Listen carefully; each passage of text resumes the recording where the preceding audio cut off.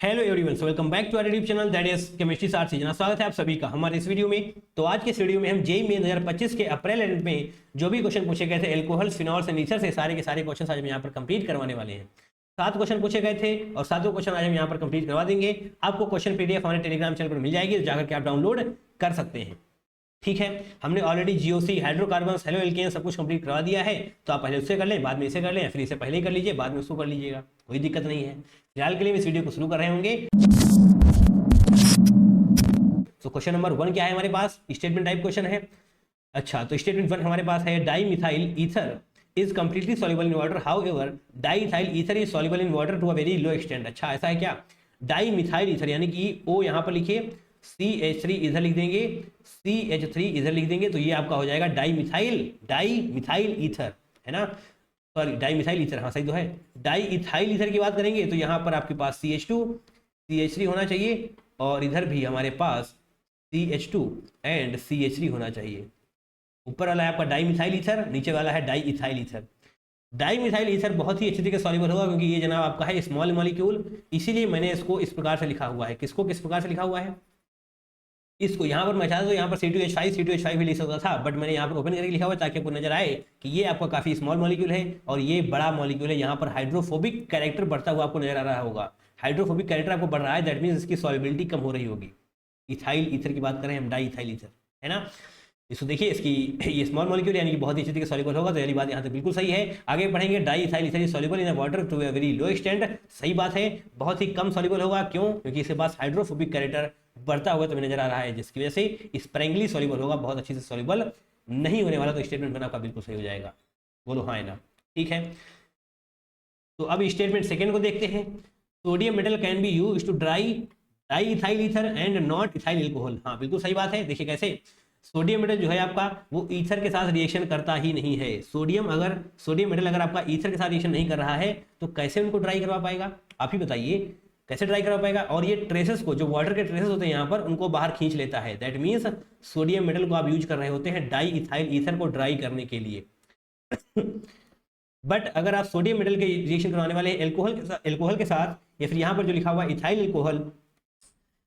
Alcohol या फिर alcohol के साथ, मतलब बात तो एक ही है ना। एल्कोहल के साथ अगर रिएक्शन करवाने वाले हैं सोडियम मेटल की, तो जनाब ये क्या करेगा? ये H2 गैस को रिलीज करवा देगा। ये बात मैंने आपको एल्कोहल, फिनॉल, ईथर के रिवीजन वीडियो में ऑलरेडी बता रखी है कि एल्कोहल की रिएक्शन आप सोडियम मेटल के साथ करवाएंगे तो आपको H2 गैस रिलीज होती हुई नजर आएगी, हाइड्रोजन गैस रिलीज होती हुई नजर आएगी। दैट मीन्स आप इनको यूज नहीं कर सकते ड्राई करवाने के लिए। ठीक है, यानी कि इथाइल एल्कोहल को ड्राई करवाने के लिए आप सोडियम मेटल का यूज नहीं कर पाएंगे, और यही नॉट लिखा हुआ है यहाँ पर। दैट मीन्स स्टेटमेंट सेकंड आपका सही है। अच्छा, दोनों स्टेटमेंट सही है क्या? बिल्कुल, ऑप्शन नंबर 4 आपका सही हो रहा होगा। Statement type question sir focus आपका बना रहना चाहिए। तो क्वेश्चन नंबर सेकंड क्या है? 1,2-डाइब्रोमोसाइक्लोऑक्टेन। अच्छा, 1,2-डाइब्रोमोसाइक्लोऑक्टेन की रिएक्शन आपको करवानी है, लास्ट में आपको मेजर प्रोडक्ट बता देना है। तो यहाँ पर आइए, है ना, साइक्लोएक्टेन यानी कि यहाँ पर 8 कार्बन की रिंग बनानी है हमें। इस प्रकार से ये हो गया आपका साइक्लोएक्टेन। अब ये मत कहना यार अच्छा नहीं बना है, बुरा नहीं बना है। हाँ, अच्छा बना है, ठीक है। हाँ, ये है आपका 1,2-डाइब्रोमोसाइक्लोऑक्टेन। इसकी रिएक्शन आप करवाने वाले हैं एल्कोहलिक KOH के साथ। एल्कोहलिक KOH के साथ तो क्या करवाएगा? एलिमिनेशन करवाएगा। ऑब्वियस बात, देखिए एल्कोहलिक KOH लिखा हुआ है, एलिमिनेशन करवा रहा होगा। ध्यान से देखिएगा, एलिमिनेशन कैसे करवाएगा। अब आप यहाँ से ब्रोमीन हटाइए, यहाँ से हटाइए, बात तो एक ही है, क्योंकि एट द एंड सेम ही है ये। यहाँ से आप ब्रोमीन हटाएंगे, यहाँ से आप हाइड्रोजन हटा रहे होंगे, तो आपकी ये एल्कीन बन रही होगी, है ना। यहाँ से ब्रोमीन हटाएंगे तो यहाँ से हाइड्रोजन हटाना पड़ेगा, तभी आपकी वही एल्कीन बनेगी। ठीक है, ये बात है, आपको समझ में आ चुका है ना। अब ये ब्रोमीन वाली बात तो ठीक है, बट ये साइक्लोऑक्टेन बनाना बड़ी चिंता का विषय है भाई साहब, है ना। ये बन गया भाई, फिलहाल तो बन चुका है। और यहाँ पर आप ब्रोमीन का एडिशन कर रहे होंगे, ब्रोमीन हटाएंगे, यहाँ से ऐसा डबल बॉन्ड बन जाएगा। ठीक है, उसके बाद आपको रिएक्शन करवानी है किसके साथ? NaNH2। ये भी आपका एलिमिनेशन ही करवा रहा होगा, ये भी तो आपका एलिमिनेशन ही करवाएगा, NaNH2। दैट मीन्स इस बार यहाँ से ब्रोमीन हटेगा, यहाँ से हाइड्रोजन हटेगा, तो इस बार ट्रिपल बॉन्ड यानी कि एल्काइन का फॉर्मेशन हो रहा होगा, है ना। ट्रिपल बॉन्ड, ऐसे ऐसे ऐसे ऐसे, ये ब्रोमीन हटेगा, यहाँ से हाइड्रोजन हटेगा, ट्रिपल बॉन्ड बन जाएगा, ट्रिपल बॉन्ड बन जाएगा। ठीक है, अब फर्दर आपको रिएक्शन करवानी है किसके साथ? Hg2+H+, यानी कि ये है आपकी कुचरो रिएक्शन। अगर आपको नहीं समझ में आ रहा है तो मैं बता देता हूँ आपको, ये है कुचरो रिएक्शन आपकी, और ये मैंने नेम रीजेंट्स वाली वीडियो में लास्ट रिएक्शन बताई हुई 45 नंबर पे, मुझे अभी भी ये याद है, कुचरो रिएक्शन। ठीक है, आपको कहीं पर भी Hg2+ या फिर H2SO4 लिखा हुआ मिल सकता है ना, या फिर है ना, इतना ही लिखा मिलेगा। ये भी जहाँ पे लिखा तो है Hg2+ H+, H2SO4 यानी कि एसिड है, मतलब ही इसका H+ है, Hg2+, ये तो हट गया यार, Hg2+, है ना, दिक्कत नहीं। ये है आपकी कुचरो रिएक्शन। एंड कुचरो रिएक्शन में क्या होता है, कुचरो रिएक्शन में जो होता है वो बहुत ध्यान से देखिएगा, Hg2+, Hg2+ एंड H+, ठीक है। यहाँ पर पहले तो आप OH का एडिशन कर रहे होंगे, मतलब H+ OH निगेटिव होता है, तो आप यहाँ पर ऐसे, मैं पहले तो बनाता हूँ ये आप, और साइक्लोऑक्टेन, साइक्लोऑक्टेन बन जाएगी। अब यार थोड़ा सा अच्छा बन जाए, है ना, वरना आप कमेंट करने लग जाएंगे ये मैंने क्या बना दिया है, ऐसे ऐसे ऐसे, इस बार बन जाना चाहिए ऐसे, हाँ ये ट्रिपल बॉन्ड है यहाँ पर। एक बॉन्ड को तोड़ेंगे, डबल बॉन्ड बचेगा, डबल बॉन्ड बचेगा। एक पर आपको हाइड्रोजन का एडिशन करना है, दूसरे पर आपको OH का एडिशन करना है। ज़्यादा दिमाग लगाना नहीं है, क्योंकि OH आप इधर कर देंगे, H इधर कर देंगे, तब भी बात सेम ही रहेगी, सेम प्रोडक्ट रहने वाला है। बट ये होता है आपका मतलब क्या, अनस्टेबल, हाँ ये होता है आपका अनस्टेबल। तो आप इसको टोटोमराइज करवा रहे होंगे, आप इसको टोटोमराइज करवा रहे होंगे। जब आप इसको टोटोमराइज करवाएंगे तो ये OH हट करके यहाँ पर कीटोन बन रहा होगा। टोटोमराइज होने के बाद कीटोन का फॉर्मेशन हो रहा होता है कुचरो रिएक्शन में, ठीक है। वैसे तो ये बात आपको अगर डायरेक्टली भी याद थी तो बड़ी अच्छी बात है ना। ऐसे यहाँ पर आपका ये डबल बॉन्ड ऐसे बन जाएगा, ये आपकी कीटोन बन चुकी है। यहाँ पर हम लिख देंगे टोटोमराइज, ओके। हाँ अब लास्ट में आइए, ZnHgH+ क्या है, ये क्लीमेंसन रिडक्शन है भाई साहब, ये क्लीमेंसन रिडक्शन है। अगर ऐसे करिए और यहाँ पर आपके पास क्या दिया हुआ था, ZnHgH+, यानी कि क्लीमेंसन रिडक्शन है। क्लीमेंसन रिडक्शन दैट मीन्स यहाँ पर रिडक्शन हो रहा होगा, तो आप ऐसे बॉन्ड को तोड़ करके H बांट सकते हैं। एट द एंड आपको एक बार फिर से नहीं, पहली बार आपको साइक्लोएक्टेन मिल रहा होगा, है ना, पहली बार आपको साइक्लोएक्टेन मिल रहा होगा। ब्रोमीन वगैरह कुछ नहीं है इस बार, कुछ भी नहीं है इसके ऊपर, आपको ये आपका प्रोडक्ट बन जाएगा। तो यहाँ पर कहीं पर है, हाँ ऑप्शन नंबर सेकंड आपका बिल्कुल सही हो जाएगा। देखिए जितने भी प्रोडक्ट्स रास्ते में बन रहे हैं ना, सारे इसके सारे आपके एग्जाम्पल्स में मतलब ऑप्शन में दिए गए हैं। देखिए यहाँ पर OH बन रहा था क्या कहीं पर, अच्छा OH नहीं बन रहा था, डबल बॉन्ड O बन रहा था, हाँ ये बन रहा था। देखिए आपको ये ऑप्शन में दिया गया है, ये बन रहा था, ये भी आपको ऑप्शन में दिया गया है। जब तक आप लास्ट नहीं पहुंचेंगे आप गलत कर सकते हैं क्वेश्चन को, ऑप्शन उसी हिसाब से सेट किए गए हैं। चलिए आगे बढ़ते हैं। Question number 3, match list 1 with list 2। List 1 में आपके पास रीजेंट है, लिस्ट 2 में आपको फंक्शनल ग्रुप डिटेक्ट करने के लिए बताया गया है।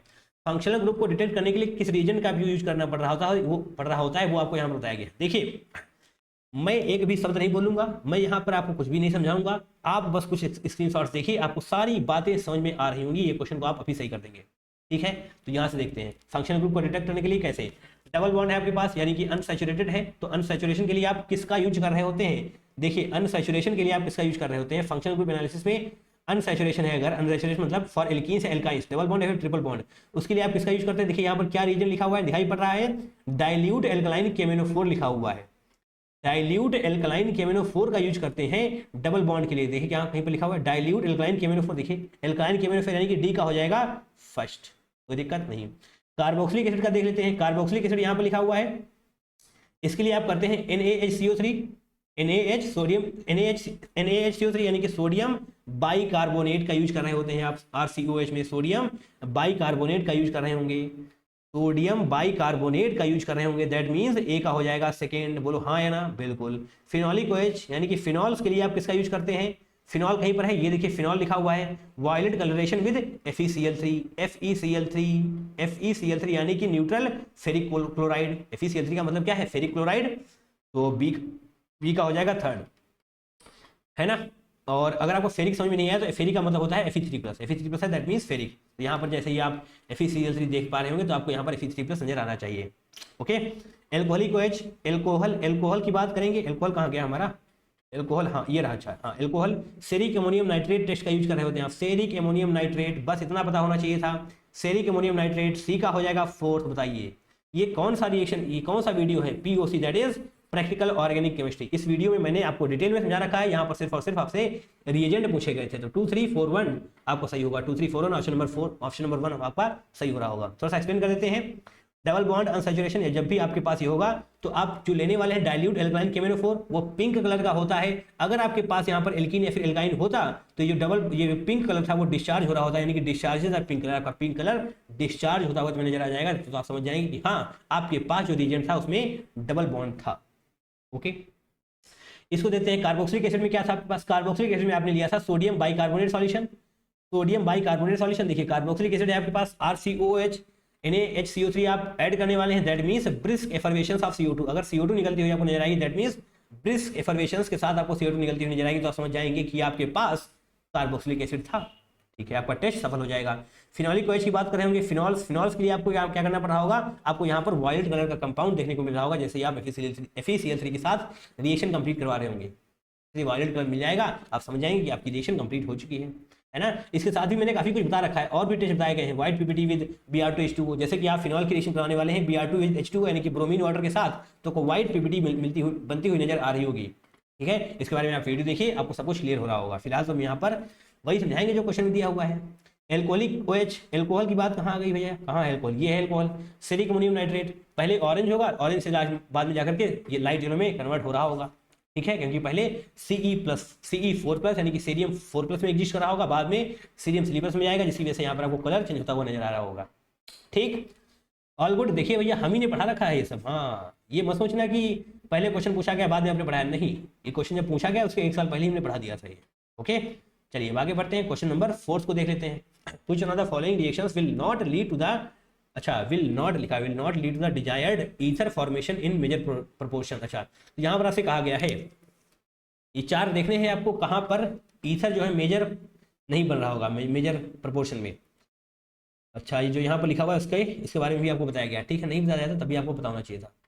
पहले वाला क्या है भाई साहब, PuO नेगेटिव Na पॉजिटिव और EtBr, ये है आपकी 1 डिग्री हैलाइड। अरे भैया 1 डिग्री हैलाइड नजर आ रहा है ना, C2H5 और Br यहाँ से जोड़ दिए, ब्रोमीन कितने कार्बन से जुड़ा हुआ है, एक ही कार्बन से जुड़ा हुआ है, दैट मीन्स क्या 1 डिग्री हैलाइड है आपके पास, ये 1 डिग्री हैलाइड है। ओके, 1 डिग्री हैलाइड जो है बहुत ही अच्छी तरीके से आपको ईथर सिंथेसिस का फॉर्मेशन करके दे रही होती है।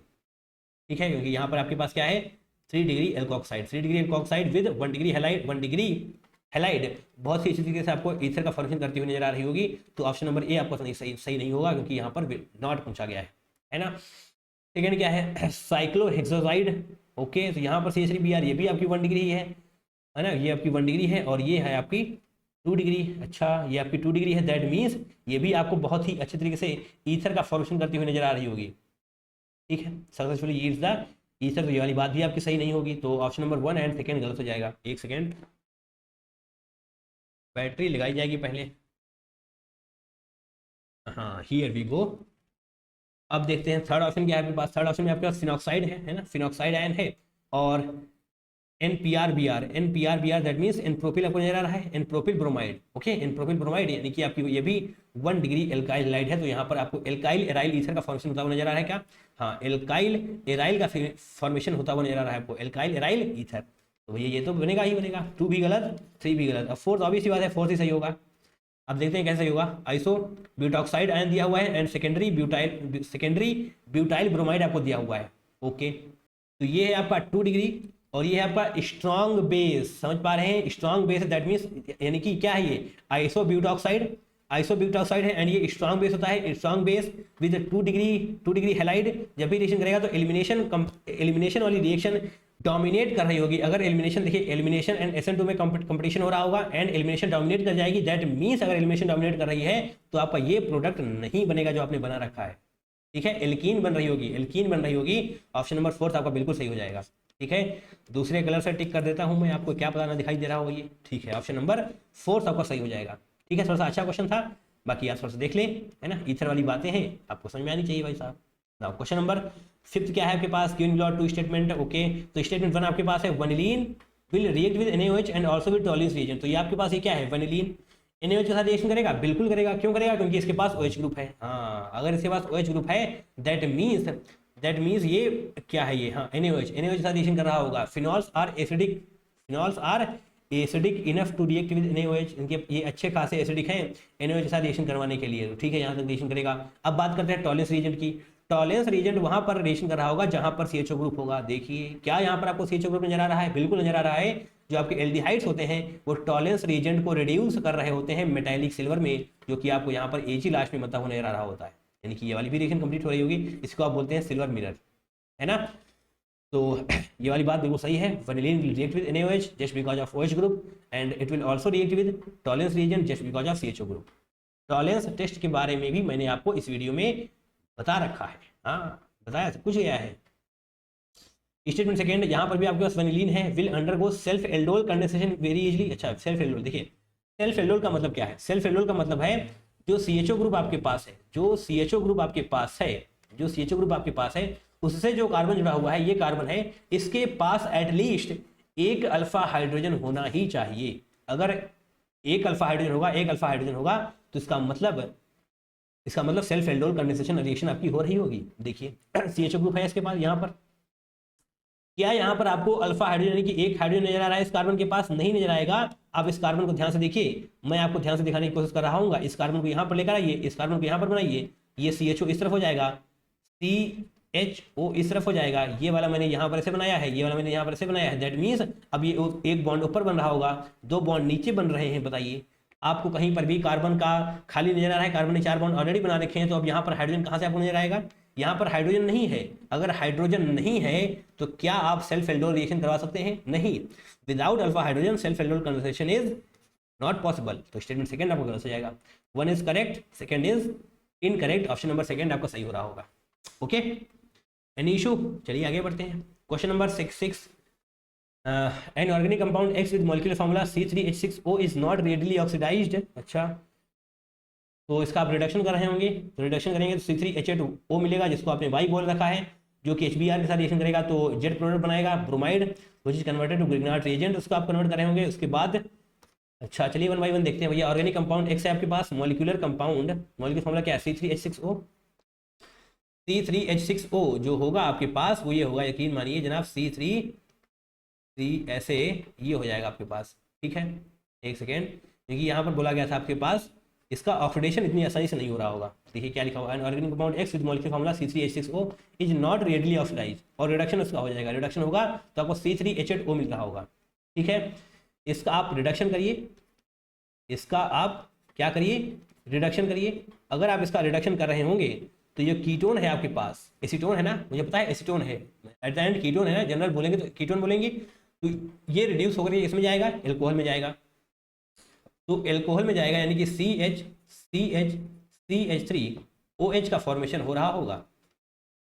Any issue? बताओ, कोई दिक्कत नहीं है, रिडक्शन हो गया ये, यानी कि यहाँ पर आपके पास प्रोडक्ट X था और ये प्रोडक्ट Y है। ये देखते रहना है क्योंकि आपको इसी ऑर्डर में लिखना भी पड़ेगा, है ना, ये X है और ये Y। अगर आपको दिक्कत है तो मॉलिक्यूलर फार्मूला भी चेक कर लेंगे आप। C3H6O है क्या? पहले C3H6O है, C3H8O है क्या? C3H8, यानी कि 3 एक साथ रहेगा और यहाँ पर ऑक्सीजन, दैट मीन्स C3H8O है। अब फर्दर हम इसकी रिएक्शन करवाने वाले हैं HBr के साथ, है ना। HBr आपको दिया हुआ है, तो जनाब HBr दिया हुआ है तो HBr के साथ रिएक्शन करवाइए। HBr यानी कि ब्रोमीन आकर के यहाँ पर OH को रिमूव कर देगा और यहाँ से जुड़ जाएगा, है ना, H2O का फॉर्मेशन हो जाएगा, पानी। तो CH3 as it is, CH and CH3 ये एज इट इज रहेगा, और जो ब्रोमीन है ये आप समझ लें, या फिर यहाँ से अटैक करके इसको ओपन कर देगा और ये OH बाहर जाएगा, देन ब्रोमीन आकर के इस पर जुड़ रहा होगा। ठीक, एनी इशू नहीं। ये आपका प्रोडक्ट जेड बन चुका है। अच्छा, जेड बन चुका है, जिसको ग्रिग्नार्ड रीजन में कन्वर्ट किया जा रहा है। ग्रिग्नार्ड रीजन में कन्वर्ट करने के लिए आप इसका यूज कर रहे होंगे, Mg ईथर का यूज कर रहे होंगे आप। ग्रिग्नार्ड रीजन में पेन थोड़ा सा चेंज कर लिया जाए क्या? बिल्कुल, Mg ईथर आप लिखें यहाँ पर, ठीक है। तो MgBr यहाँ पर बन जाएगा, CH3 और यहाँ पर अगर के Mg जुड़ रहा होगा, दैट इज MgBr बन जाएगा। ठीक है, इसी को आप बोलते हैं RMgX, यही तो है Grignard reagent, RMgX। Okay, further आप इसको ट्रीटमेंट देने वाले हैं किसके साथ? क्या लिखा हुआ है? दिस ग्रिग्नार्ड रिएजेंट और रिएक्शन विद X। अच्छा, दोबारा से X का रिएक्शन करवाई जा रही है इसकी, फॉलोड बाय हाइड्रोलिसिस भी करवाया जा रहा है, तो आपको ये प्रोडक्ट बनता हुआ नजर आ रहा है। अच्छा, तो आइए प्रोडक्ट X के साथ एक बार फिर से इसको ट्रीटमेंट करवाते हैं। प्रोडक्ट X क्या है हमारे पास? ये है एसीटोन, तो CH3 C double bond O, acetone की रिएक्शन करवाएंगे इसकी। ओके, तो इसके बाद जो यहाँ पर होने वाला है उसको बहुत ही ध्यान से देखिएगा, कोई भी गलती आपसे ना होने पाए। देखिए आपने पढ़ रखा है, क्या पढ़ रखा है आपने? RMgX में R निगेटिव और ये पॉजिटिव होता है, ठीक है, R निगेटिव होता है, दैट मीन्स ये वाली बात जो है ना आपकी, है ना, ये यहाँ पर निगेटिव है। अरे हाँ ना, नजर आ रहा है, इसको मैं यहाँ से रफ करता हूँ धीरे धीरे, दैट मीन्स ये निगेटिव है। ओके, और आपने ये भी पढ़ रखा है ये CO है अगर, तो ऑक्सीजन क्या होता है, ज़्यादा इलेक्ट्रोनेगेटिव, दैट मीन्स यहाँ पर डेल निगेटिव आ रहा होगा, यहाँ पर डेल पॉजिटिव आ रहा होगा। अब समझ पा रहे हैं ना, पॉजिटिव एंड निगेटिव एक दूसरे की तरफ अट्रैक्ट करेंगे, और जो ये आप देख पा रहे हैं वो स्ट्रॉन्ग न्यूक्लियोफाइल की तरह बिहेव करने वाला है। कैसे बिहेव करेगा? स्ट्रॉन्ग न्यूक्लियोफाइल की तरह तरीके से। दैट मीन्स ये वाला निगेटिव, इसका ये निगेटिव वाला जो कार्बन है यहाँ पर अटैक कर रहा होगा।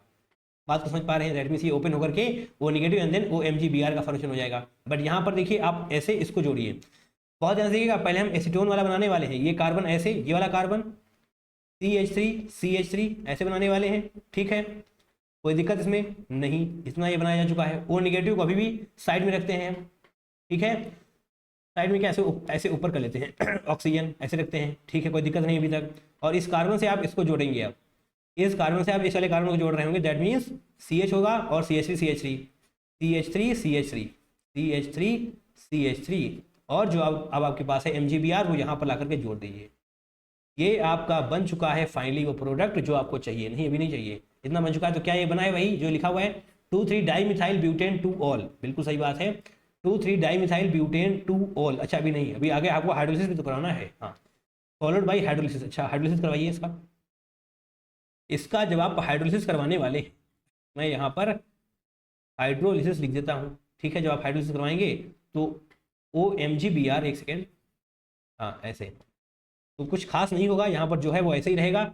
यहाँ पर जो मैं है जो लिखना है वो ऐसे लिख देता हूँ, CH3 CH ऐसे, CH3 और यहाँ पर भी CH3 OMgBr है, MgBr बाहर जाकर के बाहर निकल जाएगा और यहाँ पर H जुड़ रहा होगा, दैट मीन्स OH बन रहा होगा, ठीक है। अब जनाब करिए इसका नामकरण, आपको नजर आएगा कि एक जो आपको लिखा हुआ था उसी वही है। यहाँ से नंबरिंग करिए, 1 2 3 4, 4 कार्बन हो गए, दूसरे कार्बन मिथाइल है, दूसरे पर मिथाइल है और तीसरे पर मिथाइल है। देखिए 2,3 डाईमिथाइल ब्यूटेन 2-ऑल, दूसरे पर OH ग्रुप यानी कि 2-ऑल, यही तो है, हाँ यही है। दैट मीन्स ये कौन सा प्रोडक्ट है आपका? XYZ। अच्छा तो XYZ ही आपको बताना है, ओके XYZ ही बताना। तो X आपके पास है एसीटोन, X आपके पास है एसीटोन यानी कि CH3 होना चाहिए, CH3 ये गलत, ये गलत, पहला दूसरा छोड़ने वाला है। Y प्रोडक्ट क्या है आपके पास? CH3OH, CH3CH2OH, CH3 ये वाला सही है ना, ऑप्शन नंबर सेकंड आपका बिल्कुल सही हो जाएगा। CH3CHOH यानी कि OH जो है इस कार्बन पर ही जुड़ा हुआ है, ओके। और जो आपका प्रोडक्ट Z है वो भी देख लेते हैं सही है या नहीं। CH3CHBr CH3 होना चाहिए, CH3CHBr CH3 होना चाहिए, तो यस ऑप्शन नंबर सेकंड आपका बिल्कुल सही हो जाएगा। बट यहाँ पर पूरा आपको समझ में आना चाहिए, बहुत ही अच्छा क्वेश्चन है, ये वाली चीज़ें बहुत ही अच्छी हैं, आपको समझ में आना चाहिए। नहीं समझ में आ रहा दोबारा देखिए, है ना, याद कर लेना है बिल्कुल। Now question number 7, a toxic compound. कहीं आप भी तो किसी टॉक्सिक चीज़ों के चक्कर में नहीं पड़े हैं, बताइए। A toxic compound A when reacted with NaCN in aqueous acidic medium yields an edible cooking component and food preservative, that is B। और B को आप जब रिएक्शन करवाते हैं डाइबोरेन के साथ तो वो C में कन्वर्ट हो रहा होता है, and C can be used as an additive to petrol to reduce emissions. अच्छा तो आप उसको पेट्रोल में ऐड करने के लिए यूज कर सकते हैं ताकि एमिशंस कम हो। C upon reaction with oleum at 140 degree centigrade yields an inhalable aesthetics, that is D।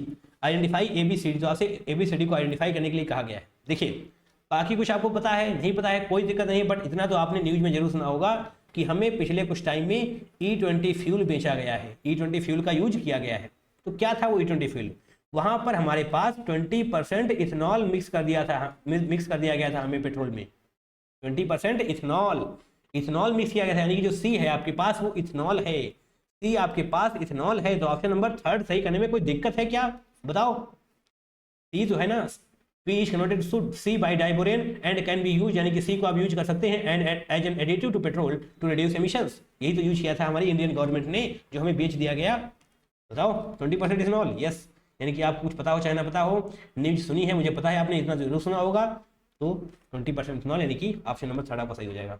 But यहाँ पर हम केमिस्ट्री पढ़ने के लिए बैठे हैं तो सारी बातें आपको बताई जा रही होंगी, ओके।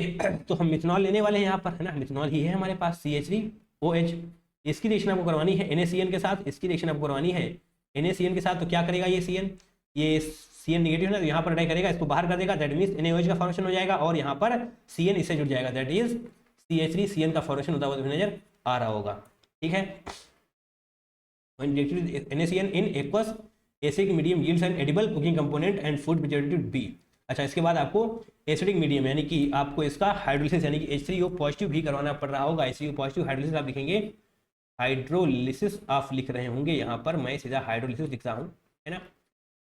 तो यहाँ पर जो हाइड्रोलिसिस हो रहा होगा, एक सेकंड रुक जाएंगे भाई साहब, है ना। हाइड्रोलिसिस इस प्रकार से CN मैं दिखाता हूँ आपको, CN ट्रिपल बॉन्ड ऐसे ओपन हो जाएगा, यानी कि H+OH निगेटिव होगा, इसमें H+OH निगेटिव होगा। नाइट्रोजन ज़्यादा इलेक्ट्रोनेगेटिव है, दैट मीन्स यहाँ पर डेल नेगेटिव चार्ज होगा, यहाँ पर डेल पॉजिटिव चार्ज होगा। इन तीनों बॉन्ड्स को तो आप तोड़ेंगे, H यहाँ पर आएगा क्योंकि यहाँ पर पॉजिटिव है ना, तो डेल नेगेटिव के पास आएगा, डेल पॉजिटिव है यानी कि यहाँ पर निगेटिव वाली चीज़ आएगी, तो OH एंड OH यहाँ पर आ रहा होगा, तो ये बाहर निकल जाएगा। और जो यहाँ पर आपने देखा है ना कार्बन, यहाँ पर कार्बन तो आपके पास 3 OH ग्रुप हैं, और आपने पढ़ रखा है कि दो ग्रुप कार्बन पर अनस्टेबल होते हैं OH वाले, तो ये तो 3 आ गए यानी कि हाईली अनस्टेबल है, तो इसको बाहर निकालेंगे आप, H2O बाहर निकल जाएगा। तो ध्यान से देखिए ये क्या बचा हुआ है आपके पास, COOH, CO ऐसे लिख लेंगे, COOH आपके पास बचा हुआ है इस प्रकार से। अरे एसिड ही है ना, अरे यार ऐसे देख लो तुम, COOH लिखा हुआ है, ऑलराइट। यानी कि इसका जो डिफिनेशन बनाएंगे आप, तो CN कन्वर्ट हो रहा होगा COOH में, ओके। बस आप सारी चीज़ें यहाँ से हटा दीजिए, आपको सिर्फ एक्सप्लेन किया गया था। जैसे ही आप हाइड्रोलिसिस करवाएंगे तो आपका जो CH3CN है वो कन्वर्ट हो रहा होगा CH3COOH में। CH3 इसको हम ओपन कर देते हैं ताकि नीचे आपको रिडक्शन भी तो करवाना पड़ेगा B2H6 से OOH, ऐसे यहाँ पर डबल बॉन्ड O ऊपर चला जाएगा आपका। तो जो पहला प्रोडक्ट है आपका वो क्या है, A, और ये है आपका B, है ना। इसी की आप रिएक्शन करवाने वाले हैं B2H6 दैट इज डाइबोरेन के साथ। तो ये क्या करवाएगा, रिडक्शन करवाएगा। तो रिडक्शन करवाएगा यानी कि ये दोनों बॉन्ड्स को तोड़ करके हाइड्रोजन दे देगा। अरे यार ये रफ हो जाता है, ये दोनों बॉन्ड्स को तोड़ करके हाइड्रोजन दे देगा, तो क्या बनेगा CH3CH2OH, हाँ वही तो है, CH3CH2OH। ये है आपका इथेनॉल, यही बेचा गया था तुम्हें इथेनॉल। यहाँ पर हम लिख देंगे प्रोडक्ट C, इथेनॉल है ये, ओके।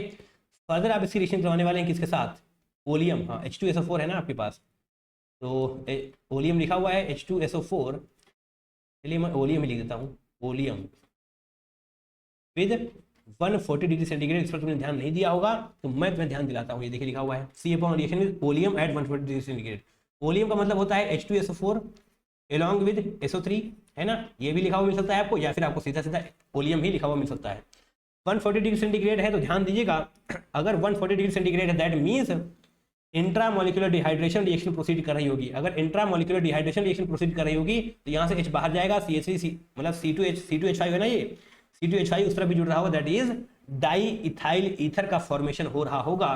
तो यहाँ पर आप C2H5 लिखिए, इधर भी आप C2H5 लिख देंगे। क्या है ये, डाई इथाइल ईथर, इधर इधर इधर वही इथाइल, यहाँ पर वही डाई इथाइल ईथर हो चुका है आपके पास।